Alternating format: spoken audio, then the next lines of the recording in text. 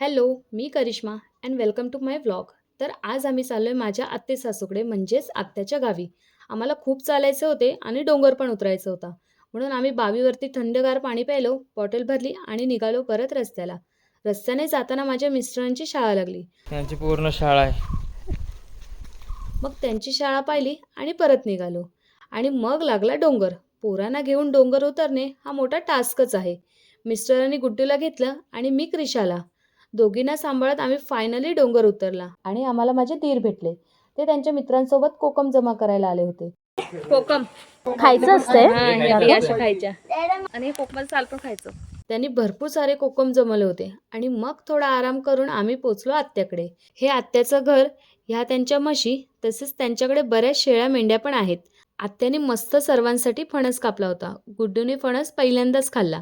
त्यानंतर मस्त वांग्याचे कालवण, दूध भात आणि गावचं दही अशा बऱ्याच गोष्टींनी पोट भरून आम्ही निघालो परत घरी जायला. जाता जाता बराच अंधार पण झाला होता. थोडी भीती वाटत होती, पण सगळे एकत्र असल्यामुळे थोडं रिलॅक्स पण वाटत होते. मग पटापटा चालत सेफली आम्ही पोचलो घरी. Bye bye.